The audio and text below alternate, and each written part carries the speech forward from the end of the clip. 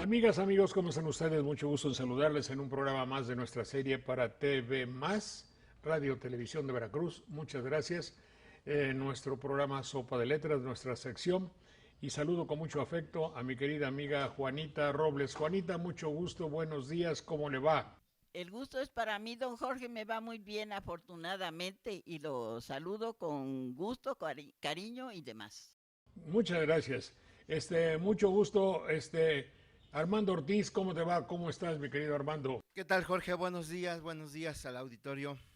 Saludo al maestro Manuel Munguía. Manuel, ¿cómo te va? Buenos días. Bien, Jorge, buenos días. Después está junto a él el señor licenciado representante del Vaticano en México, Daniel Méndez Vivanco. Don Jorge, como siempre, lo saludo con afecto. Gracias, gracias. Muy amable, mi querido Daniel. Bueno, y también está mi querido profesor, maestro de raíces griegas, de latín y de griego, José Eliud García. Mucho gusto, José, mucho gusto. Salve amiche, bona tibi dies sit. Resulta que en estas épocas nos ha sorprendido a todos esa gran profusión de información que tenemos respecto a la problemática, a todo lo que concierne a una reestructuración de los métodos que hay para algo que podríamos llamar fundamental para México, esencial. Y eso fundamental y esencial es la explotación de una riqueza nuestra, el petróleo. En lo que concierne, atañe y toca a nuestro programa, hay una serie de términos muy especiales que, bueno, sería conveniente, habida cuenta de la finalidad de Sopa de Letras, que nosotros supiésemos exactamente su significado. Vamos a hablar de toda la terminología, de todo el léxico que concierne al área del petróleo.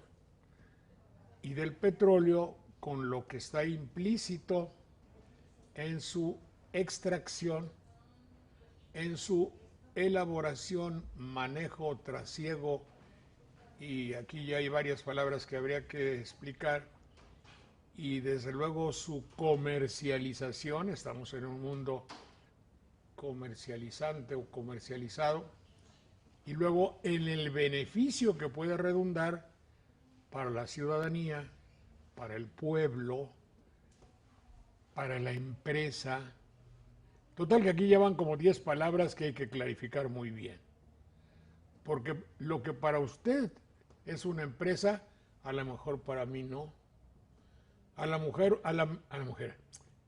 mejor para usted, empresa es algo muy deleznable, terrible, y yo si soy empresario, pues digo, una empresa, haga lo que haga, es excepcionalmente buena y el futuro está en las empresas, en el empresariado. Se deduce de ahí la palabra sindicato. ¿Sabe usted exactamente qué es un sindicato? Sí, como el de Pemex, como el de la maestra Elvester, como todo el sindicato. No, bueno, exactamente, bueno, vamos a ver. Adelante, jóvenes, si son tan amables. Manuel, ¿qué significa petróleo? Petróleo significa aceite de piedra o ubicado en la piedra, porque se encuentra efectivamente en yacimientos que generalmente están en el subsuelo, y se tenía la idea cuando se creó la palabra de que solo eran piedras donde estaba ubicado este aceite. Efectivamente es una materia resinosa, pero tendiente a ser líquido casi siempre, aunque se han extraído de muy distintas cataduras de petróleo, hay asfalto, hay algunos sólidos incluso que son de la misma composición química, o el chapopote, y otros ha habido que brotan en los pozos como si hubiesen sido ya refinados. Es un caso curioso en algunos pozos, sobre todo del norte de Veracruz, que se extrajeron algunos productos muy parecidos a la gasolina o muy parecidos a los aceites lubricantes que se utilizaban en los motores, pero en general se extrae un líquido oscuro, bastante denso y con distintas graduaciones de consistencia. Por eso es que hay un pesado, hay un ligero, hay distintas clasificaciones. Eso es. Mi querido Eliud, Petrus, óleo y Petrus, ¿qué significa? Viene de Petra, Petre. Piedra. Y óleo, Oleum, ya lo decía Manuel, ¿verdad? Es aceite. petróleo. Hay una ciudad que se llama Petra. Sí, sí, así es. Sí, piedra. Efectivamente, y tiene la característica esa ciudad que es hermosísima de estar construida, estar constituida por piedra, a base de piedra. Ahora bien, Jorge, al petróleo también se le llama hidrocarburo porque si bien el nombre se origina a partir de piedra y de aceite, en realidad el petróleo su origen es más orgánico, Sí. es a base de hidrógenos y carbonos. Es muy importante lo que está comentando Armando Ortiz, porque aquí hay que traer a colación que cuando hace mención de la parte orgánica, se nos enseñó por medio de la escuela que el petróleo está constituido fuertemente por los vestigios y los residuos de la época prehistórica, en la que intervenían también la vegetación que caracterizaba a la época prehistórica, así como también de los grandes animales, los dinosaurios, que después murieron. Muy bien. Entonces es un hidrocarburo y tenemos la palabra petróleo, oleoducto. Oleoducto es una de las vías por las que se puede transportar el mismo petróleo o algunos de sus derivados. Gas, por ejemplo, se puede transportar a través de los ductos, pero en ese caso le han llamado gasoducto. Y ducto viene del verbo ducere, que es conducir y llevar, trasladar. Por lo tanto, entonces el oleoducto es una vía, un medio por el que se lleva de un lugar a otro el aceite extraído del subsuelo. Debemos de subrayar que Manuel proviene de una ciudad o pueblo, de una ciudad, ya Naranjos es ciudad, ¿verdad? Desafortunadamente es ciudad. Está como banderilla se vuelven y con mucho orgullo. No le digas pueblo, dile ciudad. Bueno, pues si les gusta ciudad. Pero sí es un infortunio el hecho de que nuestros pueblos pequeños y bellos se conviertan en una maraña de complicaciones como tienen las ciudades. Es otro boleto. Pero en fin, en esa región es petrolera. Utilizaste el término chapapote y chapapotera. Eso explícanoslo, por favor. Sí, hay incluso poblaciones que llevan ese nombre en las regiones donde se explota el petróleo. Esto es un nahuatlismo, es Xac Popoctli, quiere decir la pasta, la resina que es aromática o que humea, sería Popoctli también en otro caso, pero no eran tan humeantes las chapopoteras, sino más bien aromáticas, se denotaban por el olor. Entonces eso quiere decir la pasta, la resina, el aceite que aromatiza.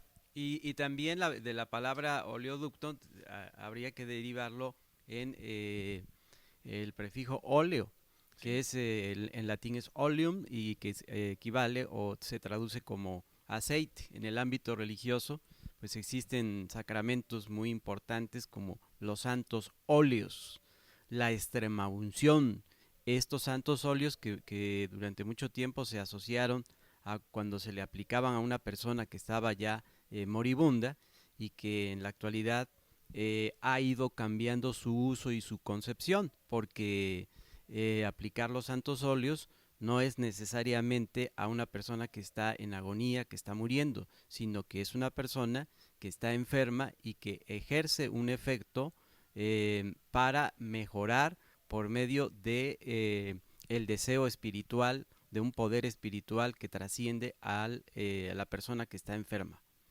Oye, el óleo de la iglesia que se usa para ungir o untar las manos de los ordenandos, ¿ese óleo es petróleo? No, ahí tiene otro componente y efectivamente, como usted lo señala, don Jorge, se coloca en las manos de quien se está ordenando como sacerdote para significar que sus manos van a tener un poder de trascendencia espiritual, de jerarquización y de mejoría espiritual. Esto sucede en una ordenación sacerdotal o también cuando se bendice en el Jueves Santo. Pero no es petróleo de ahí, de las chapoboteras, ¿verdad? Se suelen extraer de vegetales. Acuérdate que hay muchísimos vegetales de los que se extraen aceites, y algunos de ellos, por ejemplo, son de almendras o pueden ser de otras semillas que son productoras de aceite. Hoy mismo, por ejemplo, se está ensayando con un fruto en nuestro medio que se llama Jatropha curcas o Jatropha curcas, de donde se está extrayendo ya combustibles con elementos disponibles en la superficie de la Tierra para evitar la extracción de combustibles fósiles. ¿Cómo se conoce popularmente esa Jatropha furca? Le dicen piñón. ¿El piñón de los pinos? No un piñón distinto al de los pinos, es un árbol diferente, y le dicen piñón por la región de Misantla, por ejemplo, pero ya lo están empezando a cultivar en terrenos incluso más bajos. Ajá, no se da, por ejemplo, en el cofre de Perote. No tan alto. Entonces Banderilla debe ser un lugar excepcional para sembrar piñón. Aquí se podría cultivar, según dicen los especialistas, Jatropha. ¿Y esa Jatropha es árbol o es arbusto? Es un árbol. Entonces tarda mucho tiempo en producir. Dicen que en unos 3-4 años comienza a producir. Sería muy interesante saberlo. Tempoal han establecido un campo experimental y ya están produciendo, creo que suficiente semilla para de ahí obtener combustibles que están usando ya para vehículos. Oye, Jorge, hablando... Espérate, lo que yo he visto mucho es así, matas como un maguey delgado, como en Equén, ¿verdad? Ahí por las trancas para abajo. No, pero ese es agave, ¿no? Esa es para producir alcohol. Del que también se puede obtener un combustible útil para los vehículos de combustión interna, pero dicen que tiene algunas desventajas. El obtenido de vegetales también tiene sus desventajas, desde luego, pero, por ejemplo, del aceite que utilizamos en la cocina y que debemos confinar, se puede obtener también diésel y se puede obtener gasolina. Entonces hay muchos medios todavía que deberían explorarse antes de seguir escarbando la tierra como le hemos hecho. No, y el alcohol de agave, los carros no van directamente, sino que hacen muchas devaneos para manejarlo. Se emborrachan los carros.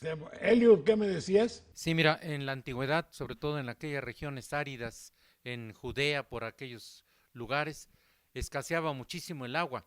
Entonces, en las casas era algo muy común y corriente el que llegara alguien pues sucio del camino, sudando, y entonces en lugar de agua, pues escaseaba bastante, le daban óleo, o sea, aceite.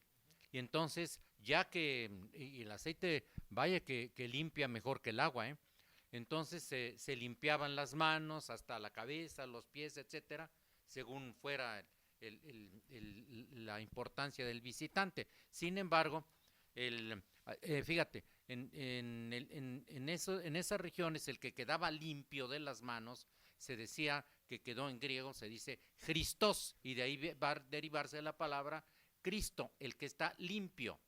Sí, que quiere decir también el ungido, y también de lo que está comentando Eliud se deriva y viene el porqué de la expresión sacudirse el polvo del camino. Sacudirse el polvo del camino significaba precisamente limpiarse con el aceite gran parte del cuerpo para poder entrar purificado también a la casa en aquellas regiones. Aunque también esa expresión en una de las parábolas de Cristo significa repudiar la tierra que se ha visitado. Cuando una tierra, un pueblo no te ha recibido bien, no hay más que sacudirse el polvo y olvidar ese lugar, ¿sí?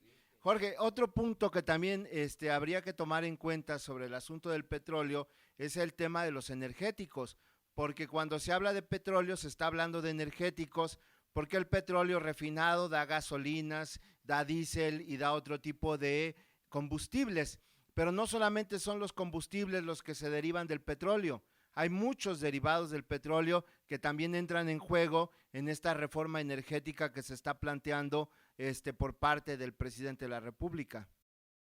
Sí, ¿cómo qué? Bueno, las parafinas, aceites, los plásticos, por ejemplo, amoníacos, muchos derivados que se utilizan para utensilios en la casa, para la ropa también, muchos textiles se utilizan de derivados de petróleo. Las diferentes clases de gasolina, por ejemplo, la turbocina, ¿no? La de los aviones, que es más destilada, algo así. Todo eso tiene que ver con el petróleo.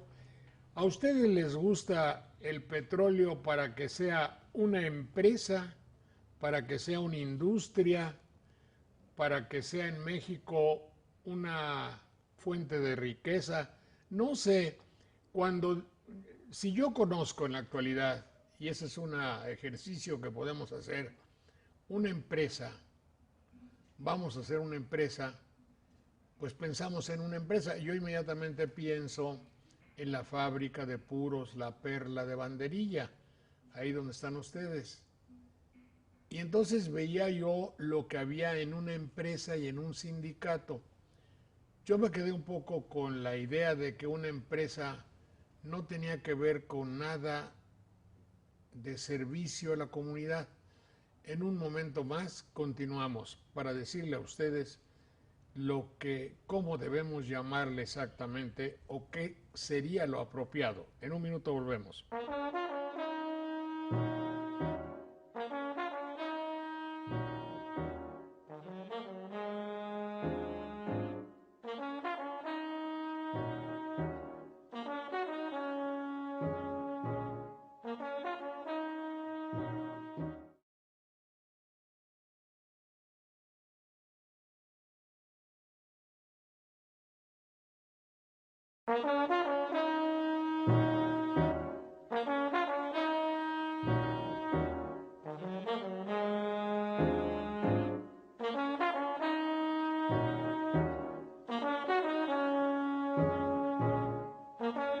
Les decía yo que quisiera que me clarificaran sobre el concepto de lo que pueda ser su significado real, gramatical, qué significa una empresa, de dónde viene la palabra y si esto conviene a una institución como Pemex, vamos a llamarle en concreto. Adelante.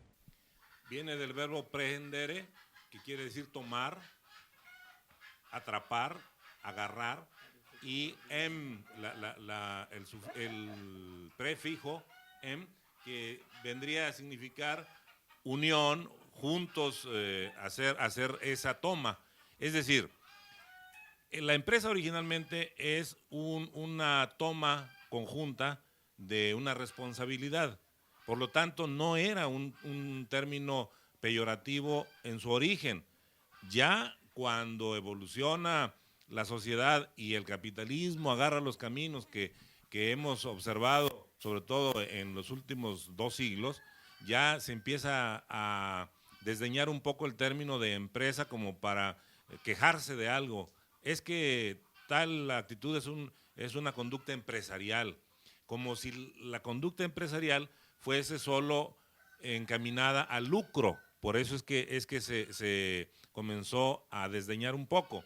En su origen no tiene ninguna connotación despectiva, sino simplemente de colaboración, es decir, tomar juntos un riesgo, tomar juntos una responsabilidad, tomar juntos un trabajo.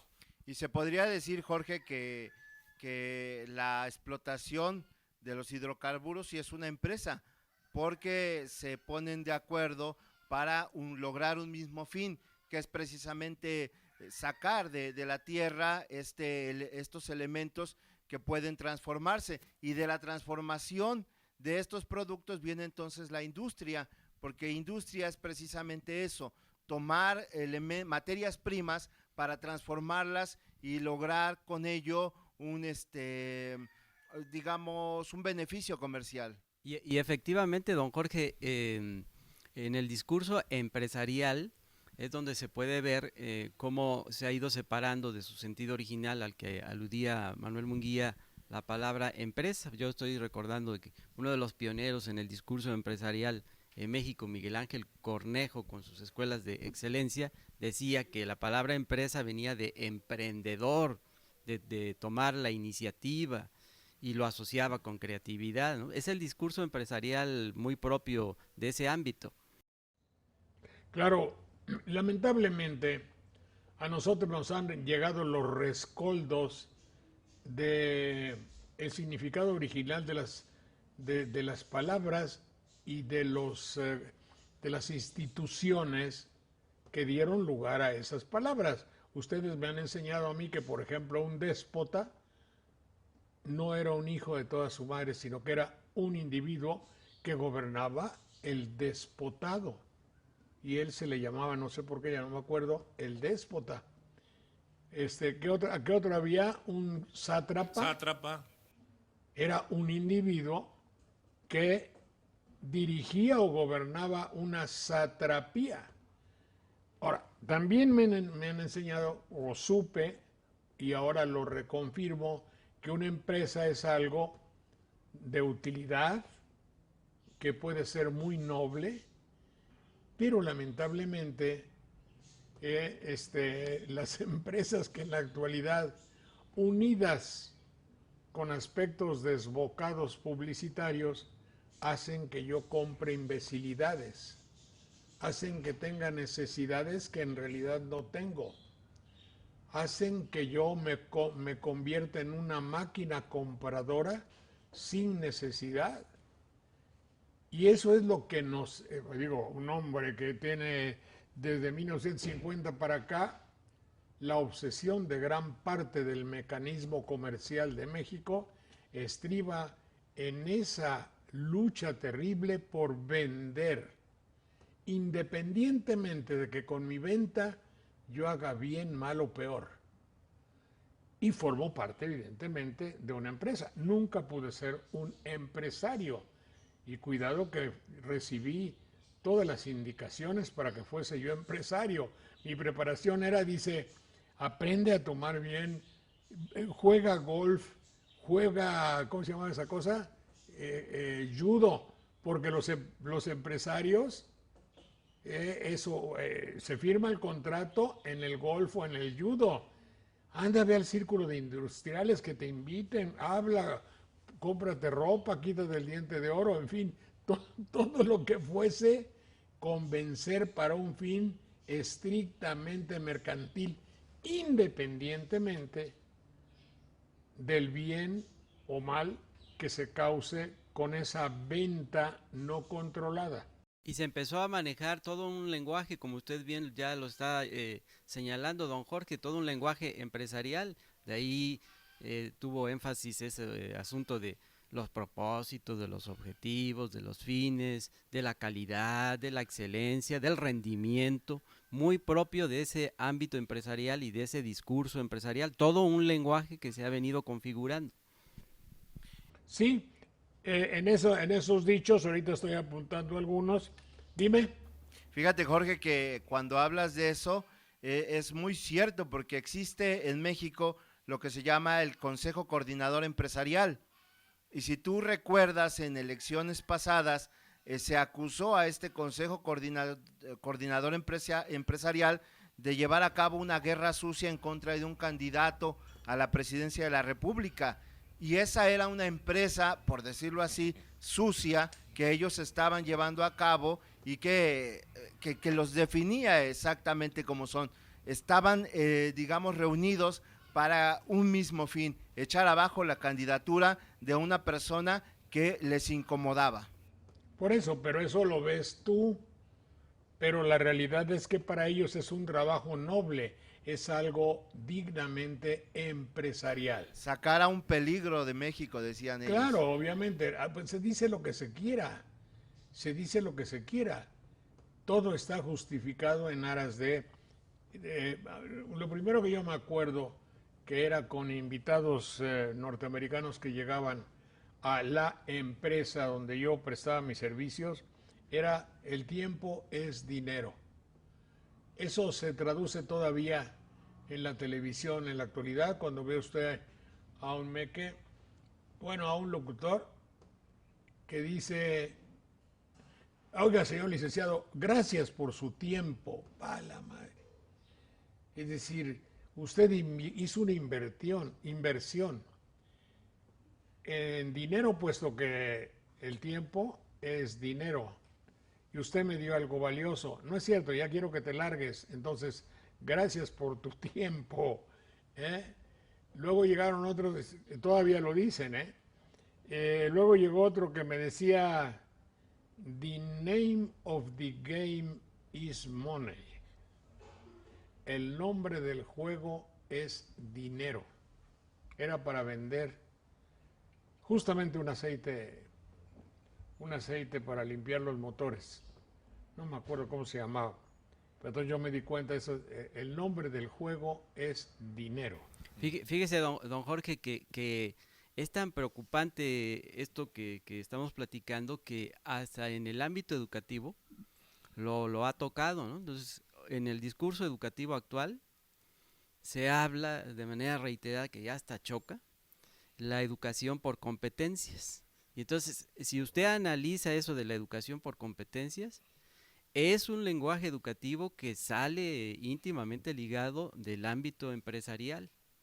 Y lo que se quiere es crear precisamente una mentalidad consumista, empresarial, con base a destrezas en los alumnos y en los maestros. Y están desdeñando, esa es la parte preocupante, están desdeñando todas las demás opciones o alternativas que ha tenido la historia de la pedagogía y de la educación con el paso del tiempo, y están cayendo en una posición fundamentalista y dogmática en aras de la educación por competencias.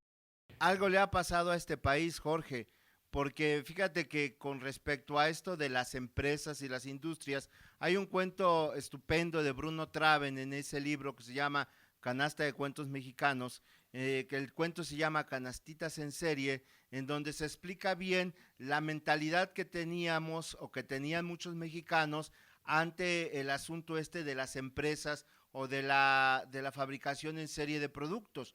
Un norteamericano llega, le encantan unas canastas de artesanía que hace un hombre y le pregunta cuánto cuestan, y las canastas tienen un precio mínimo, pero cuando le pregunta cuánto cuestan las canastas, si las hace por docena o si las hace por centenas, el precio aumenta de cada canasta. Y el empresario, con su mentalidad norteamericana, le dice: pero deberían de costar menos si te estoy pidiendo muchas.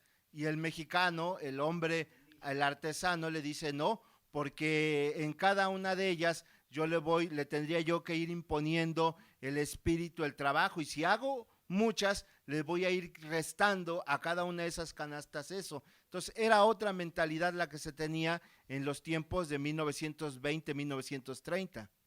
Claro, eso desde luego. Te voy a contar otro cuento porque a mí no me vas a apabullar con cuentos. Y estaba yo comprando en La Joya un zarape para un niño y le digo, oiga, quiero un zarape pero de lana. Aquí está, es de lana. Era la dueña de la empresa de la venta de zarapes. ¿Y quién me garantiza que es de lana? Yo me llevo me lo vende usted como de lana, pero a ver quién va a saber. Dice, sí, yo lo puedo engañar a usted y decirle que eso no de lana, bueno, que es de lana y no lo es. Digo, pues sí, a ver cómo se demuestra, a ver, le quemamos con un cerillo, como algo, una prueba. Dice, no, señor, dice, yo lo puedo engañar a usted, pero yo no me puedo engañar. Yo soy quien las hace.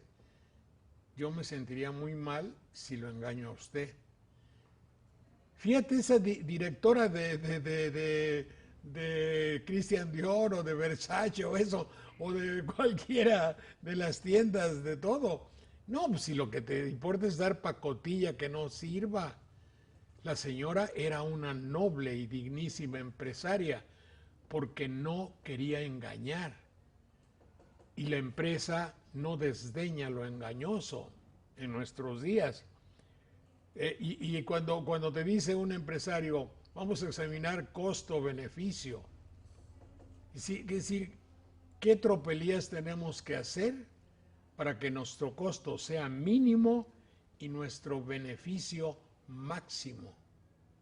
Independientemente de la calidad del producto, puesto que ya los actuales medios publicitarios nos indican cómo era la filosofía del joven Valentín Pimstein, que era un ideólogo de todo esto. Nadie ha perdido dinero bajando la calidad de su producto. Eso lo decía para programas de televisión, pero puede aplicarse. Ya dijimos que el nombre del juego es dinero. Luego también lo que ha habido, que leí como una de las principales características de la unión de México con otros empresarios, es el hecho de decir que todos vamos a ganar. Pero el concepto ganar, como el concepto mover en la actual política de México, debe de ser examinado, porque no se puede ganar a como de lugar, ni se puede mover no se puede mover algo o conmover. Yo quisiera que ustedes examinaran un poco sobre eso que les digo, ganar y mover a México. Adelante. A ver, don Jorge, ahí también está sucediendo eso porque les preocupa el término de las utilidades. De ahí que en la reforma energética manejen, usen como parte también de ese discurso de convencimiento y de persuasión una especie de producción compartida en la que estarían recibiendo los beneficios de esas utilidades tanto quienes han formado parte de la infraestructura de Pemex como los inversionistas particulares que se estarían incorporando. Y muy relacionado con esto de la ganancia está el asunto que hace un momento Daniel decía sobre el asunto de las competencias. Fíjate que para ser competente, hombre, lo elemental es que se necesiten conocimientos. Ahora, ¿cuáles en concreto? El español y la lógica, es decir, hablar correctamente para pensar correctamente. Entonces, pero si eso lo quitamos de la educación y ponemos nada más ser competente en, no sé, en poner tornillos, en lo que tú gustes y mandes, ¿verdad? Pero necesitan conocimientos fundamentales, repito, que es sobre todo, y vuelvo a insistir, en el español y la lógica. Sí, la competencia y las maquiladoras van muy paralelas. Alguien puede ser muy competente en lo que hace, pero no por eso puede tener una finalidad noble, digna y con valor. Digo, Caro Quintero no se puede negar. Si tenía 7,000 empleados sembrando marihuana, pues qué envidiable sería. Pero para Fox, por ejemplo. Entonces, sí, no puedes negar que es competente. Un muchacho que a los 28, 30 años hace un emporio agrícola y además teniendo que vencer y corromper a todo un estado. Dije estado, ¿verdad? Dije estado. Sí. Pues eso es lo que fue, ¿no? ¿No podría ser de otro modo? Tiene que ser competente, tiene que ser, en palabras mexicanas o tradicionales en Veracruz, es ¿cómo diría yo? ¿Cómo se diría allá en Veracruz una persona que a los 28 o 30 años dirige una empresa de 7,000 empleados para sembrar alguna cosa y sacar un producto? ¿Qué cosa es? Un triunfador. Acá diríamos que es un chingón. Terminado en gom, ¿verdad? Es un chingón, desde luego, no tiene vuelta de hoja. ¿Y saben lo que yo haría? Yo le diría, mira, ya hiciste mal al país. Ahora aquí tienes la cantidad de lo que tú tienes y lo que te... Pero ahora vas a sembrar maíz, hijo. sería una... reciclar sería. ¿Qué es reciclar? ¿Se puede reciclar un hombre? Sí se puede darle vuelta. Ciclar es dar vuelta y reciclar es volver a girar, es decir, darle un giro a su vida. Por eso, si él sabe, a ver, ¿lo han hecho algún secretario de Estado de Agricultura? No. Si cuando les regalan 5 vacas les cobran por el pie de cría que les dieron. Volvemos en un minuto, por favor.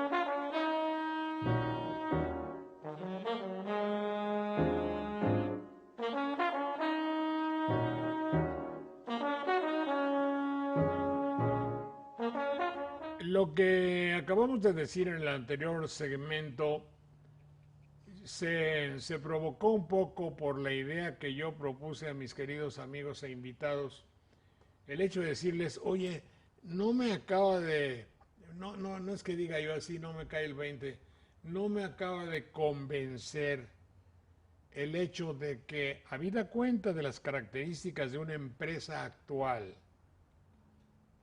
de que Pemex, de que el petróleo mexicano se constituye en una empresa, porque se puede confundir para un joven que diga, bueno, pues una empresa se le está permitido pues, no pagar convenientemente a sus empleados, puede socavar no, proteger un sindicato corrupto, puede tolerar que haya tomas clandestinas.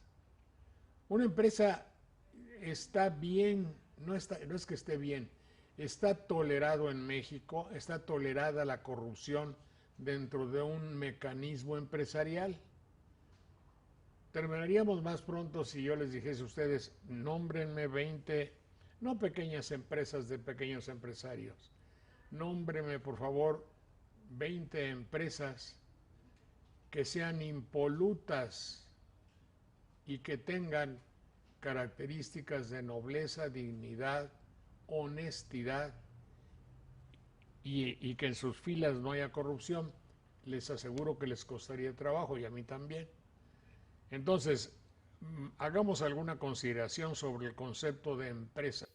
Sí, las palabras van siguiendo caminos a veces un poco sinuosos y pasan de ese sentido noble original que tenían a uno despectivo y peyorativo Y ya cuando, por ejemplo, dicen, ¿a qué te dedicas? A la política. Ah, híjoles, y te haces a un lado, ¿no? O soy empresario, y también como que tienes tus reservas.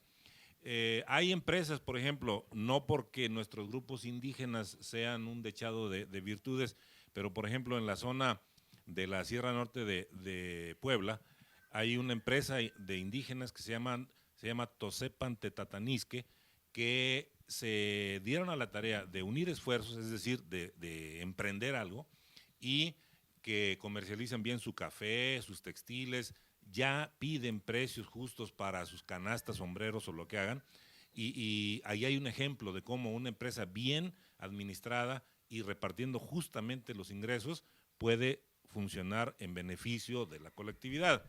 Entonces lo que ha sucedido es que 12 años después, digamos, o un poco menos de la expropiación petrolera, ya volvían a operar empresas extranjeras en México, o algunas que con nombre en castellano en realidad eran prestanombres de empresas foráneas, y se fue echando por tierra la idea de la expropiación original, aunque ahora se diga que se retoma palabra por palabra lo que don Lázaro había dicho en el 38, o un poquito después, cuando ya se hizo la reforma legal.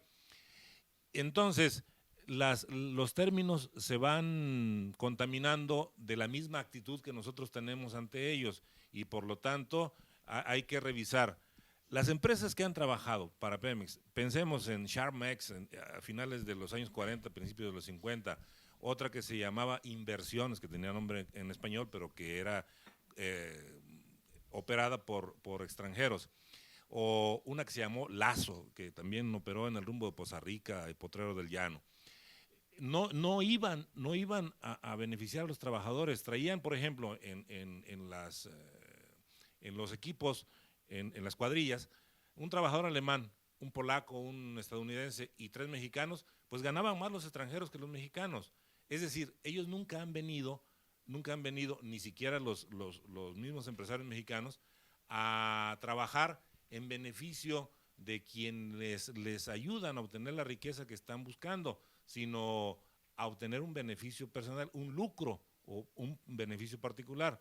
Luego, se sabe, y esto es de uso muy corriente entre los petroleros, en las regiones donde hay un movimiento muy grande de camiones, de equipos rentados por Pemex, etcétera, le dicen al encargado, a ver, vas a reportar que los 300 camiones de esta empresa están trabajando hoy. Oiga, pero es que hay 2 en el taller. No, usted le pone ahí que 300 y mire, yo le doy un óvulo, no, yo le doy una mordida para que usted reporte que están trabajando. Y están ganando miles de pesos diarios, aunque no estén trabajando. Entonces, se ha saqueado a Petróleos Mexicanos. No es que sea ineficiente por sí misma, ni que las gasolinas se hayan encarecido por su cuenta, ni que el costo de exploración, explotación, distribución se haya encarecido nada más porque sí, sino porque toda una cadena de corrupción ha operado en la industria. Luego, a los trabajadores les cobran en muchas ocasiones por firmar un contrato de 28, de 30, de 90 días, y cuando llegan, por ejemplo, al equipo donde se perfora un pozo, dicen, oye muchacho, apúrate porque tenemos que sacar la tubería o tenemos que cimentar el yacimiento o lo que sea. No, señor, si yo aquí no vine a chingarme, porque así dicen, no vine a chingarme, yo vine a desquitar lo que me cobraron allá por contratarme. Y una serie de cosas así que podemos ir explorando, que nos dan cuenta de que lo que ha habido es un manejo ineficiente y lleno de corrupción, que ha hecho también que la empresa caiga en la condición en que está ahora. Siempre se ha caído, don Jorge, siempre se ha caído en los extremos. Yo estoy recordando cuando Manuel cita el caso de organizaciones e incluso todas las instituciones que han salido y emanados después de la Revolución Mexicana, pueden ser y bien pudieran ser prístinas. Pero lo que pasa es que precisamente la corrupción ha tocado a esas instituciones y se han ido a los extremos. Allá en la zona de Huatusco muchas agrupaciones, empresas que se formaron en torno a la producción del café. Soy testigo del gran trabajo que les ha costado, que les costó salir adelante, porque un factor más, aparte de la corrupción, la burocratización, impedía el crecimiento de estas empresas, sobre todo de las comunidades rurales, de las comunidades indígenas.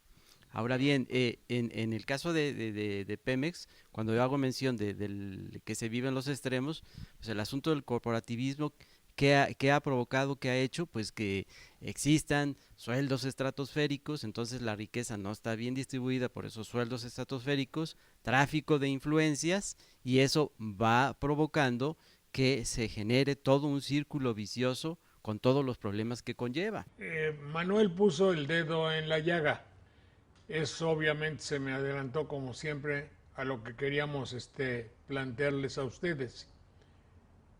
Se agrega a todo eso cuando se puede leer, dicho por las propias autoridades, que en el trayecto de donde está el petróleo a los lugares donde se refina o donde se vende o a donde tenga que llegar, pues hay 1.275 tomas clandestinas.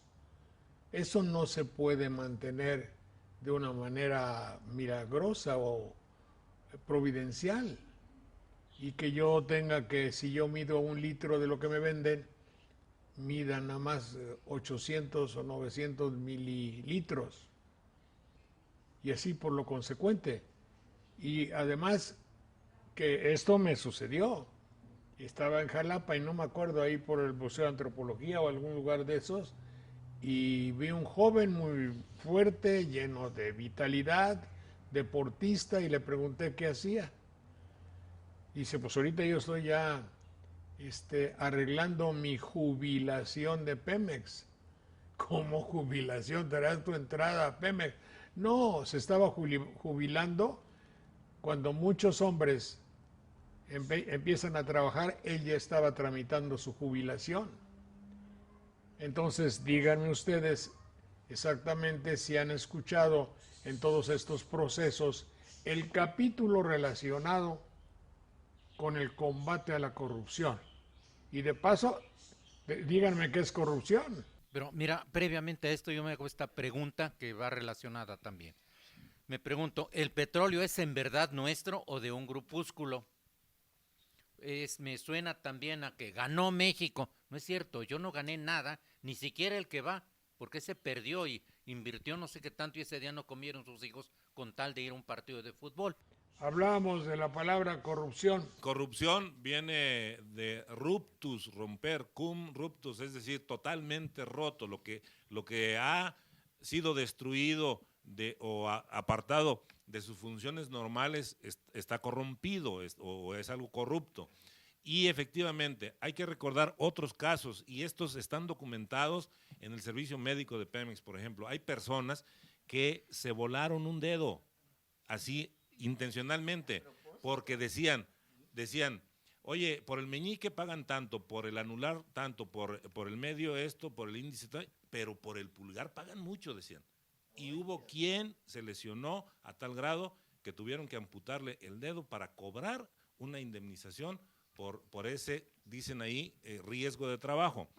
Entonces, esa es una muestra más. Otra es la de los trabajadores que se arreglan con el médico con una botella o con un billete y dicen, doctor, me voy a enfermar 3 días. Sí, ¿cómo no? Adelante, y se va enfermo. Bueno, ha habido casos como el siguiente y están documentados. Un individuo que trabajaba en la perforación en Tabasco y que era del rumbo de Tantoyuca, por allá, dijo, oye, al jefe inmediato, voy a ir a mi tierra unos días. Sí, ¿cómo no? Ya sabían que el arreglo era un billete de por medio.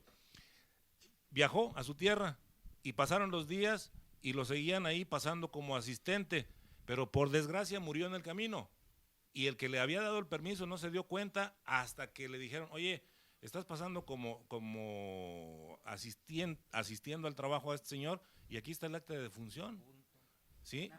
Luego, hubo familias y dice mi papá, que es jubilado de Pemex, que de ahí comenzó la práctica de llamarlos a una revista periódica, al servicio médico de Pemex, y dice que cada vez que llega ahí les canta "Todavía no me muero", dice. De Claudia Pero Estrada. es que Claudia Estrada. dice que hubo una familia que se murió el jubilado y no lo reportaron, siguieron cobrando el salario del señor jubilado después de que había muerto, hasta que un buen día dijeron, oiga, y don fulanito, ¿por qué no ha venido a cobrar? Y siempre manda a un representante. No, pues es que don fulanito ya se murió hace muchos meses. Bueno, muchas cosas como esa, robo de gasolina directa, así no por los ductos. Y a propósito de los ductos estos que ordeñan, lo tiene que hacer una persona que sepa de ese trabajo. Necesariamente ahí están implicados trabajadores de Pemex.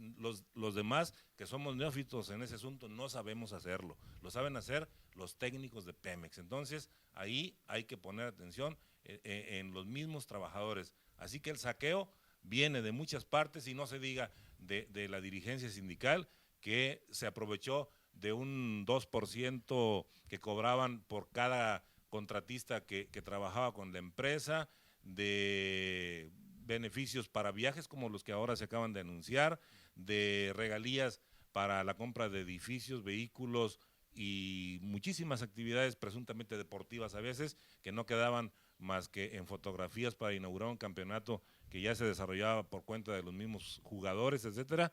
Y búscale, y ahí encontramos mucho. Estas historias de corrupción, Jorge, que menciona Manuel, se multiplican en todo lo que tiene que ver con la empresa petrolera. Si bien este país es corrupto en muchas latitudes, en Pemex se volvió un asunto verdaderamente obsceno.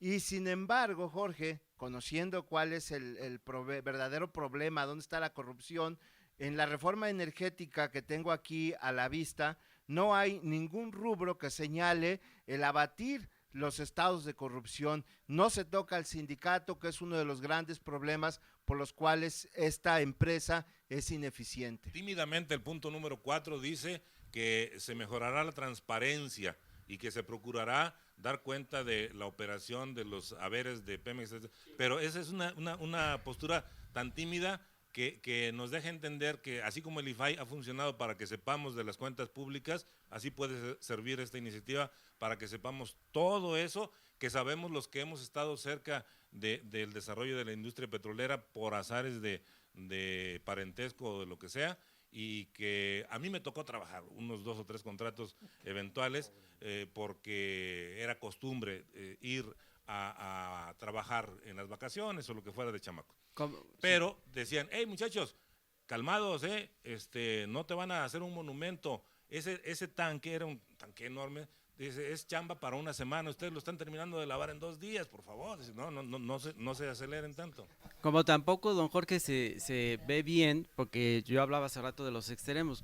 Uno de los aspectos que ha estado contemplando la reforma energética, leía yo, es que por el lado de la inversión privada, los inversionistas privados que participarían en el proceso de producción compartida, en materia de utilidades y de ganancias se llevarían algo así como del 64%, y un 38% o menos quizá sería para el pueblo de México. Eso es una situación completamente desigual. Esto quiere decir también que si hacemos un balance de todo lo que se ha estado gestando, cómo se ha conducido Pemex en sus dirigencias, la corrupción ha venido asociada también con la mala administración. Me quedo pensando en el régimen de López Portillo, cuando se conoció el famoso boom petrolero, y que decía López Portillo, ahora nos tenemos que preparar para administrar la abundancia. Sí, ¿cómo no? Pues, nunca llegó eso. Bueno, a ver, permíteme. Yo quiero hacer un paréntesis, y no un paréntesis, sino simplemente subrayar un poco que el hecho de decir esto que no dice la televisión capitalina, eso se los puedo a ustedes asegurar. Esta misma mañana yo hablaba de que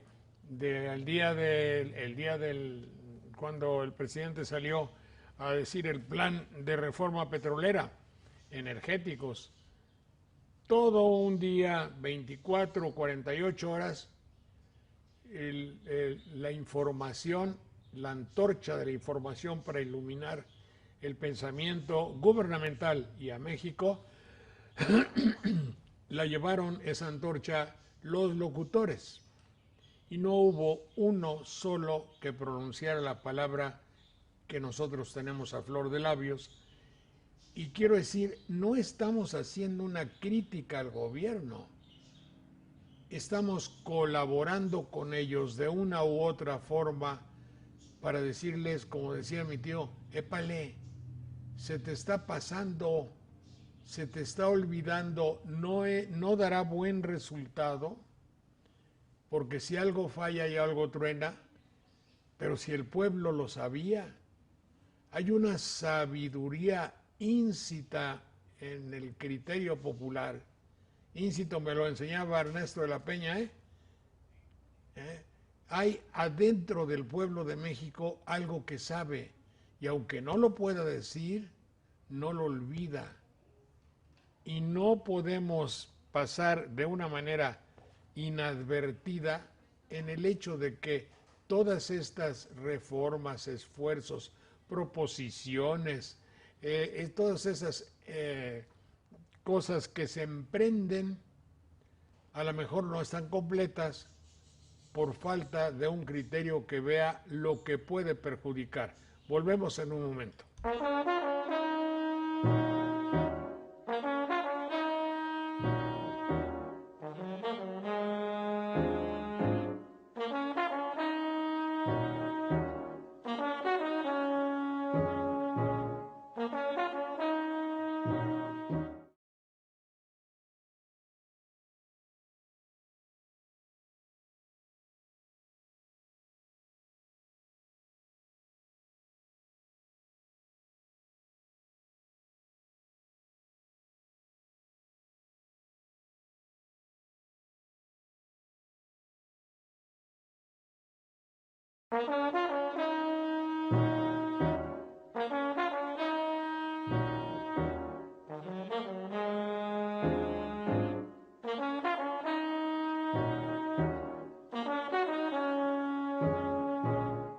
Bien, bueno, pues entonces queda pues señalado que discutimos la calidad, las características, la magia que existe en las palabras, y hoy nada más dejamos subrayados que hay empresas que no tienen la idoneidad que fuera deseable.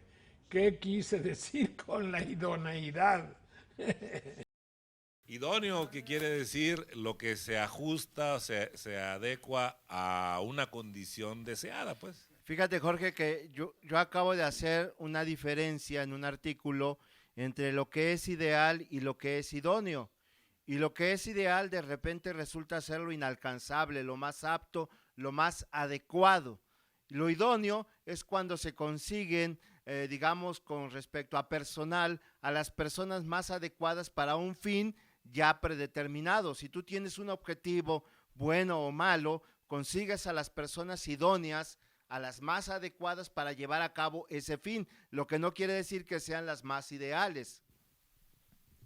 Sí, si quieres fijar, por ejemplo, la idea de las bondades de una reforma, pues le dices ya iba a decir nombres, pero bueno, a cada uno de los voceros que se han contratado por sí mismos o por llamado del poder público y dicen, oye, es que fulano dice que esto es un atraco, el atraco del siglo, no sé qué. No, una mentira repetida 100 veces se convierte en verdad.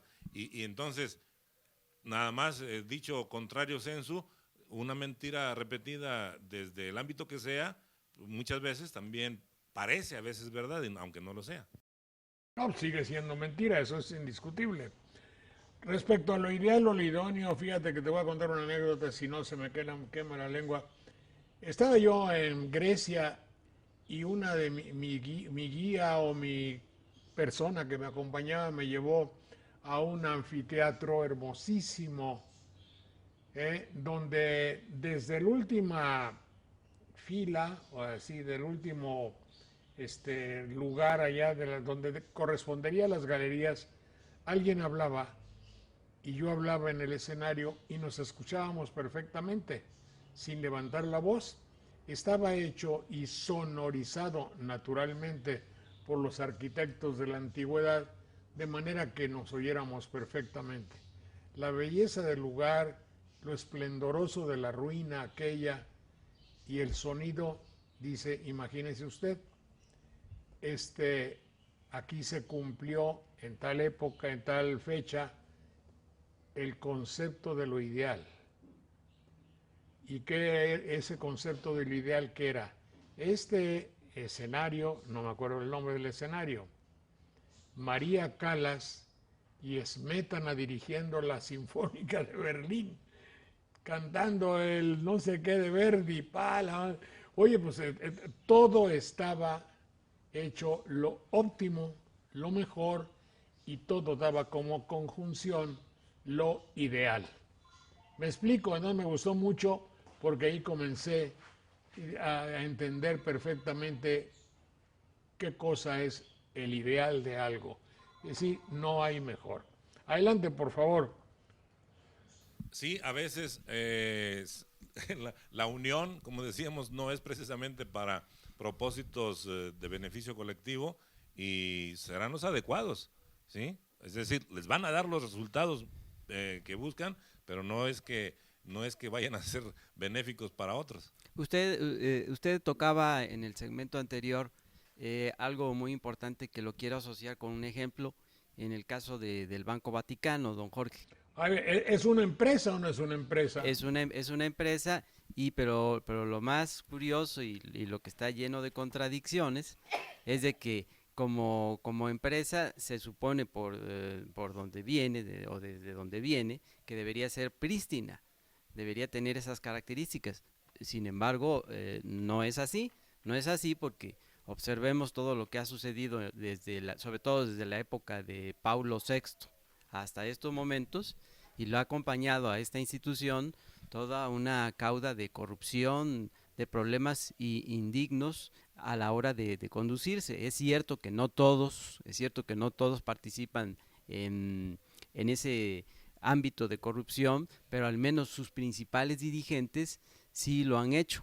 Cito un ejemplo, y un ejemplo de lo más reciente, la colocación como funcionario principal del Banco Vaticano de un elemento que se supone ha sido de las confianzas del Papa Francisco, pues está inmerso en el escándalo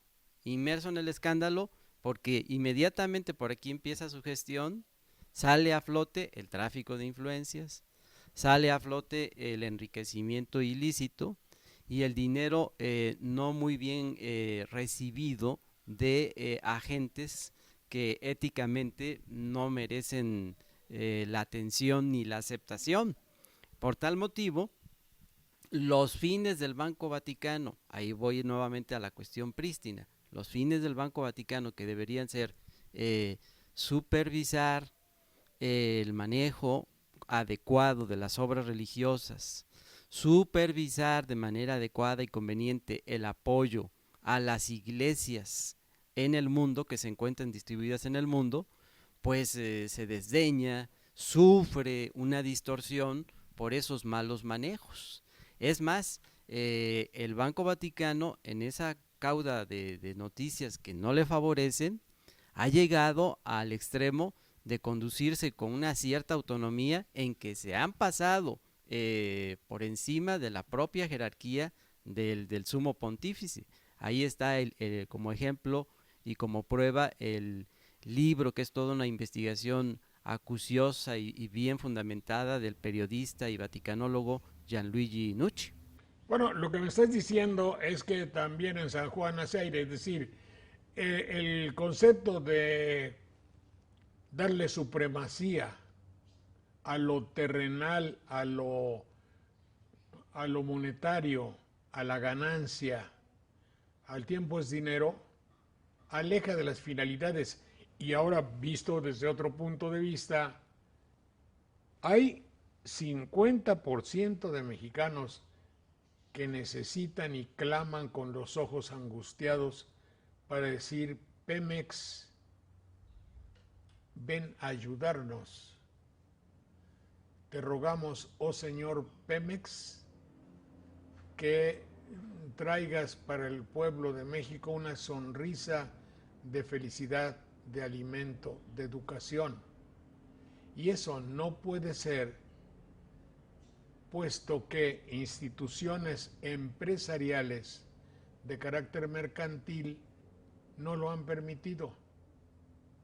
Lo que dice Manuel como testigo fundamental de la corrupción en alguna institución mexicana, y todos sabemos de muchas, es el óbice,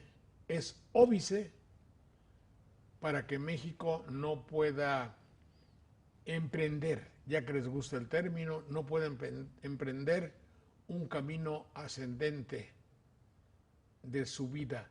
Y cuando se relega, y por ejemplo, como lo dices, mi querido Armando, que en todas las normas, estudios, proyectos de ley, reformas, proposiciones de las nuevas modalidades, no existe nada que tenga que ver con la honestidad, con el honor, con lo propio, con los valores, pero no solo los económicos, porque un valor económico que no está generado por un valor tradicional puede considerarse en un antivalor. Es decir, si yo me voy a dar una mordida para que me jubilen a los 38 años gozando de plena salud, estoy logrando algo que me va a beneficiar, pero que no está de acuerdo con la ética. ¿Qué dije cuando dije de la ética, mi querido Eliud? Del ethos, costumbre, pero más que costumbre es las normas que aceptamos consciente y libremente y que pues en algunos casos, ¿verdad?, no se pone a la práctica. Entonces faltar contra la moral, es un inmoral, no es un falto de ética, porque la ética es una teoría o ciencia de la moral.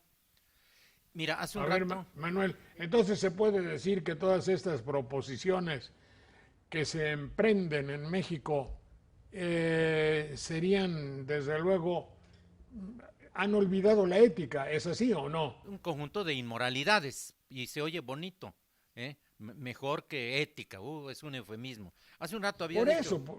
Por eso, pero cuando tú dices algo le falta ética, Manuel... Sí, es que se ha diferenciado entre ética y moral, aunque podríamos decir que se refieren a lo mismo. Ética como la teoría, como la parte que norma la actuación, y la moral ya como la actuación misma. Por eso se habla más de inmoralidades que de faltas de ética. Tienen sentido ambas formas, pero efectivamente ahí es un punto que no se ha abordado. Y lo mismo Schlumberger, que Halliburton, que Permargo y que todas las que han operado ya desde hace años, no han llegado a trabajar en la sonda de Campeche o en los yacimientos de tierra firme a beneficiar al país. Han llegado a lucrar. Jorge, hace un rato decías tú que también en San Juan hace aire. Yo recuerdo que cuando era chico aquí en Jalapa había un dicho que decía así: donde quiera se cuecen habas y en el infierno habitas. Don Jorge, y a lo que preguntabas tú hace un momento con relación a la ética, don Jorge, precisamente la ética en su observancia hacia la acción humana, y que es donde podemos dimensionar cómo va aterrizando lo que estudia, pues es precisamente el buen comportamiento por parte del ser humano. Y cuando el ser humano se aleja del buen comportamiento desde esa perspectiva ética, es entonces cuando se distorsiona y se generan los problemas. Bueno, son ustedes muy amables. Vamos a otro fragmento de nuestro programa. Juanita Robles, mucho gusto. Cuénteme tantito sobre las palabras que no debemos olvidar y que de una manera insistente tienen que estar presentes en nuestro programa de TV+, para decirle al público, fíjense que antes decíamos cosas que ustedes hoy ya no dicen. Adelante, Juanita. Bueno, primero un ligero comentario, don Jorge. Hay un libro que se llama Saber Leer, que desgraciadamente ahorita no recuerdo el nombre del autor. Entre otras cosas dice que se lee para informarse, instruirse y hasta para entretenerse. Creo que los escritores hacen a veces solo divertirse. Hace algunos días escuché parcialmente un artículo del amigo Magno García Marrero con el tema Darle vuelo a la hilacha. Escribir en base a una frase tan común requiere, no cabe duda, pues imaginación. Bueno, ahora aquí unas palabras de poco uso. Yagual. No sé si algunos de ustedes todavía la recuerden, se me hace que no. Es un rodete que se pone Yagual. en la cabeza. Un rodete que se pone en la cabeza para llevar una canasta, una caja, algo. Yahuali, que quiere decir circular en náhuatl. Sí, para cargar algo en la cabeza y que ese algo, sea una cubeta, sea algo que con el peso pueda lastimar un poco, pues entonces se pone ese rodete, yagual. Mecapal, ese sí lo hemos oído más seguido y hasta hemos visto, o algunos conocimos al famoso, Juanote. Juanote, Ajá. que no soltaba su mecapal, era un tipo especialísimo aquí en Jalapa, si se dijera hasta hermoso, con aquella fuerza, con aquel grosor que tenía en sus brazos, y creo que andaba muchas veces hasta descalzo, lo hacía por comodidad. Entonces, mecapal es una cinta ancha de cuero o fibra que lleva una cuerda en cada extremo para que los cargadores colocan en su frente el mecapal y ya de ahí acomodan la carga. Feriar. Feriar es cambiar un billete o una moneda por fracciones. Un billete, digamos, de a 100 pesos, o creo que ahora hay de 200, ¿verdad? Pásame la feria. Dice. Es así, también existe. No traigo feria, decían antes, ¿verdad? No traigo feria, sí, que son las monedas chicas. La morralla también, Juanita. ¿Cómo? Morralla. Morralla también, así se le llama. ¿Qué significa? ¿De dónde viene, Manuel? Tiene relación con el recipiente donde se suele llevar. ¿El morral? Sí, Morral. sí, son fracciones que se llevan ahí en una pequeña bolsa. Para ya llevarlas por separado. Mandado. El mandado es un arcaísmo. Lo que se adquiere en el mercado. Se dice, voy por el mandado. Voy por el mandado. A ver, permítame, Juanita. Eso debe ser de la colonia, donde los cuasi esclavos mexicanos teníamos que hacer lo que se nos mandara. No digo que todavía, no, ni mucho menos. No, pero el mandado era, yo creo, que la serie de encargos que el amo le hacía al esclavo. Sí, el origen es un poquito más remoto, aunque sí nos llegó, desde luego, con los conquistadores que llegaron al siglo XVI. Y luego, por suerte, ya Sí. fue cambiando un poco. Sí, mandatum es un contrato originalmente, en virtud del cual una persona instruye a otra para que realice en su nombre y representación, ya se acordaron de la Carta Poder, sí. La Carta Poder es un mandato. ¿Sí? Entonces, también es un mandato la representación pública. Cuando decimos el primer mandatario, no queremos decir el que más manda originalmente, sino el que más debe obedecer, porque Claro. recibió un mandato popular. Balandronada. Una habladuría, ¿verdad? ¿Cómo? Un hablador prepotente. Una dice bravuconada, algo pretencioso que utilizaba pues ahora diríamos algún chavo con esa pretensión. Gracias, Juanita. Espérame un momento. Un momentito, por favor. ¿Morral es un nahuatlismo? ¿Lo sabes, Manuel? Morral. No tengo certeza de que sea nahuatlismo, ¿eh? No, A ver, permítame un segundo. ¿Morro no es hocico? es hocico, es extremidad, es punta, pero y morro también quiere decir pequeño, sí, desde luego a los niños se les dice también morros y por lo tanto Perdóname. no creo que sea Habría que ver, Manuel, por qué en la antigua, hace muchos, bueno, a mí todavía me tocó ver que a las bestias, a los caballos, a las mulas, así, les ponían un morral. Es decir, en el morro una bolsa con maíz al caballo para que fuera comiendo. Ay, qué Sí, bonito. sí, se le ponía para no desenjaezarlo. Cuando cuando se dejaba, digamos, por poco tiempo Un rato. en el machero o en el lugar donde se le sujetaba para que el jinete fuera a hacer la compra o fuera por el mandado, Sí. se les ponía un morral con maíz o con algún otro alimento, de modo que se ahí entretuviera comiendo. se mantuvieran tranquilos. Fíjate, de ahí se deduce que la palabra morral viene de algo que se pone en el morro. O en un extremo, sí, tiene que ver con morro, desde luego, la raíz es morro. Y el extremo es, puede ser en la cabeza, puede ser en el hocico, puede ser en diferentes partes y viene a resultar como una especie de cavidad o un recipiente. Morro es español. Es de origen más bien vascuense. Bueno, pero en fin. Muchas gracias. Volvemos en un minuto.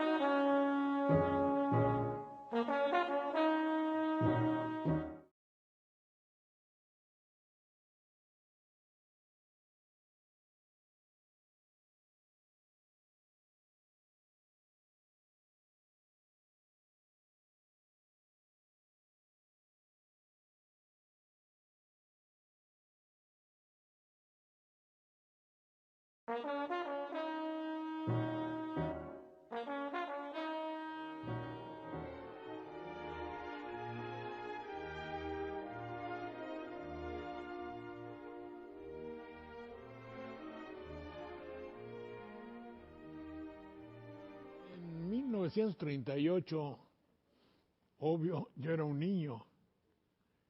Entonces, no entendía yo muy bien la expropiación petrolera. Pero el abuelo, el tío, mi papá, la maestra, mi mamá, pues el único medio de comunicación, teníamos un viejo periódico en Jalapa que se llamaba El Tema de Hoy, pero yo todavía no sabía leer bien. Estaba comenzando. Y lo único era el radio. El radio parece que lo veo con su ojo mágico y eso que ahora se conoce por el mundo, esas declaraciones sobrias, secas de Lázaro Cárdenas, las conocí en el momento aquel. Y ver los ojos llenos de lágrimas de todo el mundo, eso me conmovió. Pues, ¿qué será? ¿Qué será que el viejo tabaquero de la fábrica de puros golpeaba en la mesa diciendo, eso está muy bien, eso es lo que había que hacer? Voy pero ¿qué vamos a hacer en un rancho de 500 habitantes? ¿Qué acción se puede hacer para estar junto a las causas, ahora lo veo, de una nación? Pues lo único que me acuerdo que golpeando en la mesa dijo, voy a mandar un telegrama. Pero yo, mandar un telegrama para mí se hacía como voy a declarar la guerra, voy a cañonear. Y debe haber toda la familia mandado un telegrama a Lázaro Cárdenas por la expropiación petrolera.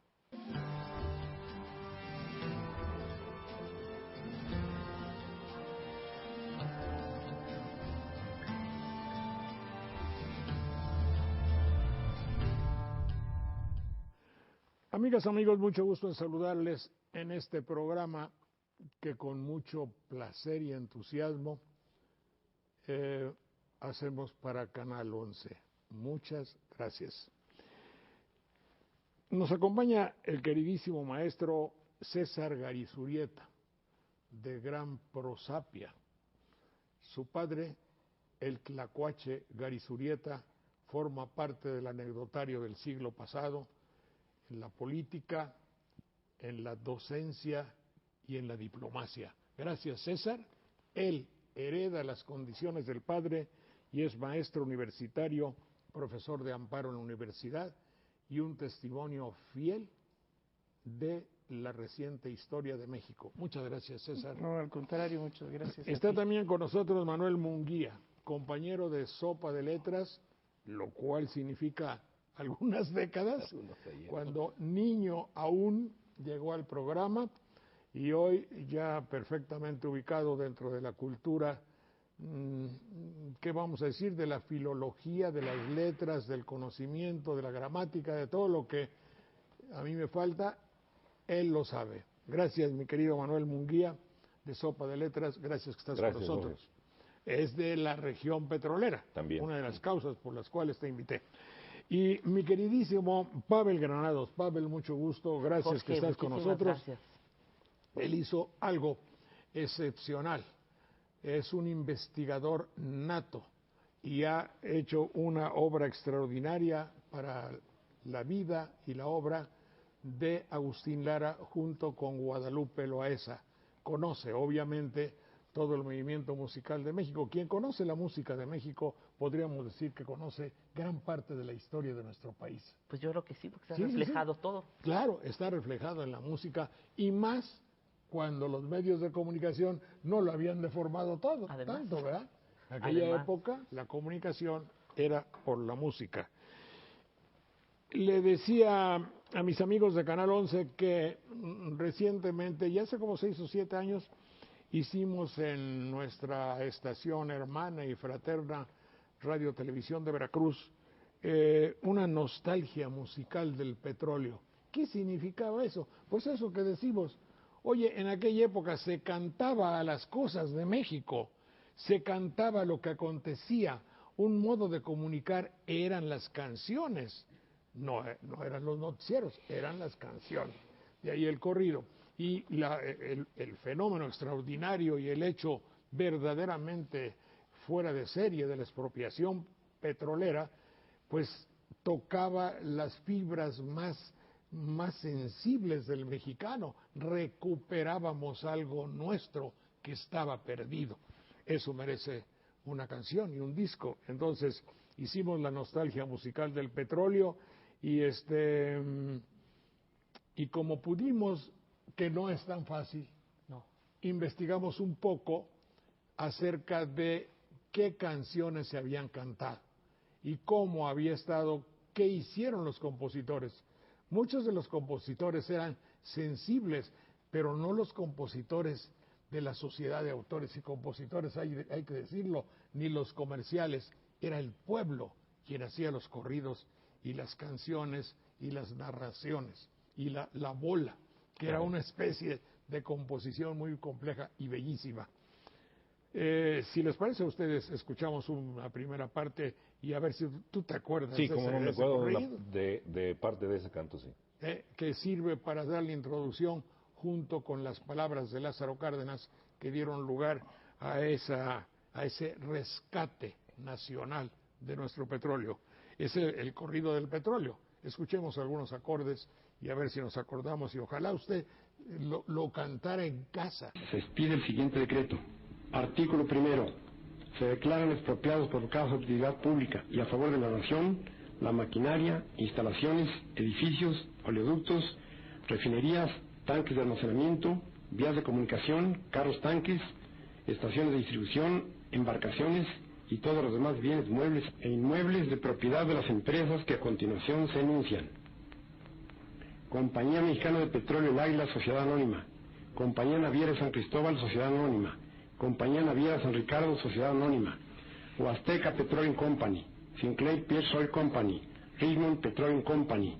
California Standard Oil Company. Compañía Petrolera El Agui, Sociedad Anónima. Compañía de Gas y Combustible Imperio, Consolidated Oil Company, Compañía Mexicana de Vapores San Antonio, Sociedad Anónima, Sábalo Transportation Company, Clarita, Sociedad Anónima y Cacalilao, Sociedad Anónima.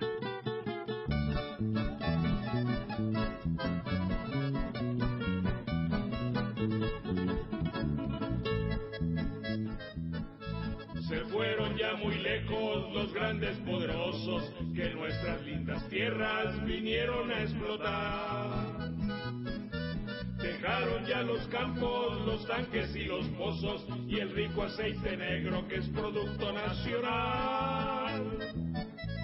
Se van los extranjeros de Tuxpan y Tampico, de toda la Huasteca que abarca esta región.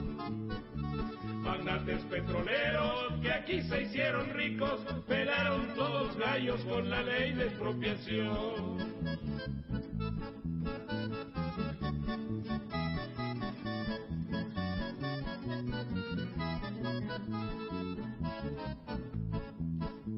Con su águila descalza, vestida de chinaca, vinieron. Se notaba como que habían venido a profanar, dice aquí. ¿Qué dices tú de toda la esencia?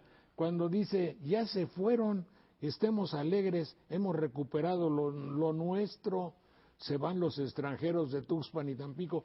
¿Qué será esto así como rechazar mucho a lo extranjero? Más o menos esa idea es la que nos daban en las escuelas primarias, artículo 123, auspiciada por Petróleos Mexicanos, donde estudiamos muchos niños de aquel entonces, y que cantábamos en las cercanías del 18 de marzo este corrido y otros más, porque conocimos, por ejemplo, los desechos que quedaron de una compañía que se mencionó en el decreto de expropiación llamada El Agui. Conocimos otras de El Águila, de la Huasteca Petroleum Company, y también algunos esqueletos de refinerías y otras instalaciones que hubo en Cerro Azul, en La Laja, en Naranjos, en Poza Rica, en toda esa región, en Ébano, San Luis Potosí, y no se diga en el sur de Tamaulipas. Efectivamente, eso era lo que nos trataban de infundir incluso los maestros en ese momento, para comprender de dónde habían nacido pueblos como ese donde yo crecí, que nació al fragor de la explotación petrolera. Naranjos, sí, muy próximo a Cerro Azul, que es de la misma región, y en donde las familias eran preferentemente trabajadores de Pemex y formaron una cultura muy especial. ¿Ya había Pemex? ¿Perdón? Ya había Pemex. Ya, Pemex se funda después de la expropiación. Había un charrito con las piernas así. Sí, que merodeaba aquí en las instalaciones centrales en Marina Nacional y que era como un emblema. En las entradas de muchos pueblos había arcos, como especie de arcos de triunfo, donde la efigie del charrito representaba el auge de ese momento. Eso es. Además era una persona. Dime, sí.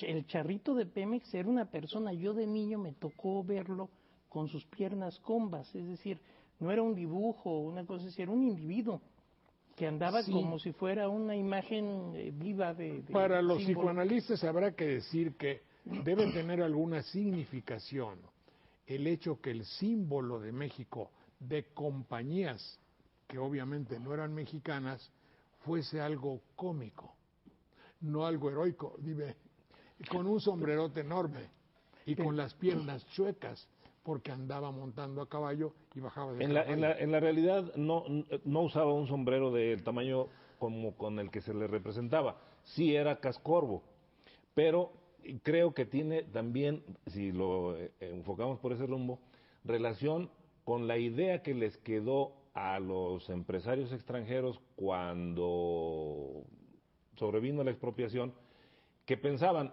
enseguida nos van a volver a llamar, porque ni tienen la tecnología ni los conocimientos suficientes para sacar adelante la industria.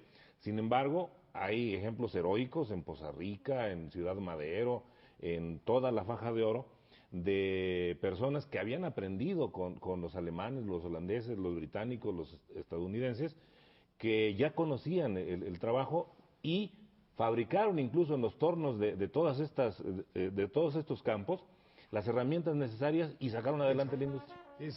Aquella música reflejaba el palpitar de un país, yo me acuerdo de aquella época, la música de las películas, los tríos excepcionalmente, la música de Agustín Lara, que era lo que cubría por medio de la radiodifusión, luego los corridos, el trío Garnica Asensio,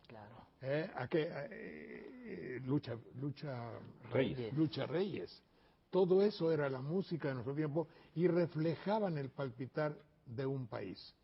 Creo que ahora sea muy difícil decir qué música representa a México. Quede como pregunta, ¿qué se tocaba Pavel como investigador musical en 1938? Bueno, pues era como tú lo dijiste al principio, era la supremacía de la radio, y todo lo que se oía en México se oía gracias a la XCW y a otras estaciones, ¿no?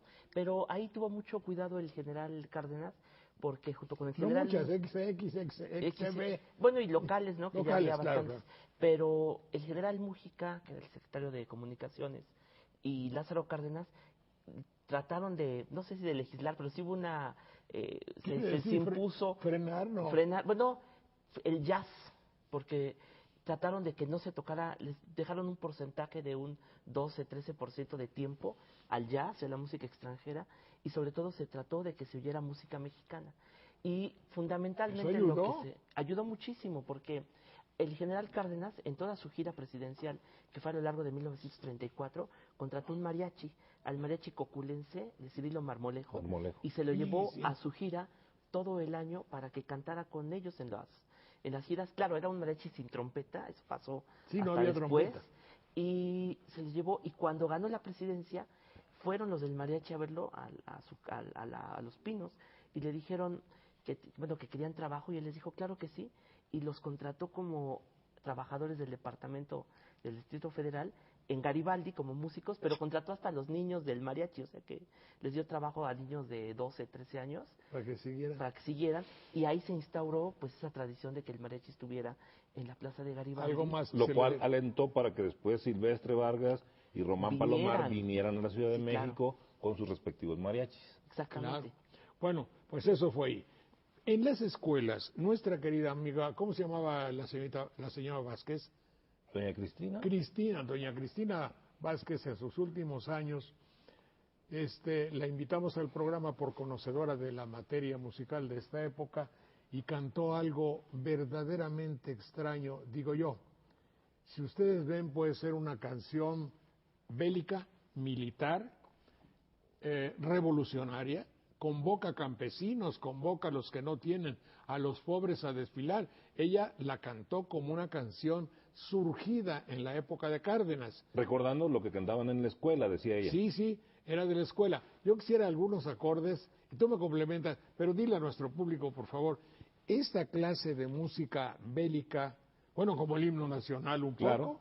Sí, la marcha de esta orientación tiene mucho que ver, desde luego, con la actividad castrense, bélica, militar, porque es un refuerzo al trabajo que hacen los ejércitos, y es para alentar a las masas a ir a una lucha, y en este caso a proveerse de... No lo vayan a tomar en serio, ¿eh?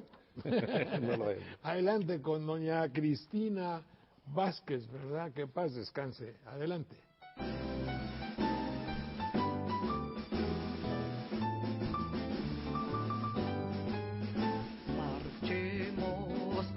De frente al sol, lanzando a los aires cantos de guerra y libertad, llevando como emblema en la lucha, en aras de redención a la igualdad.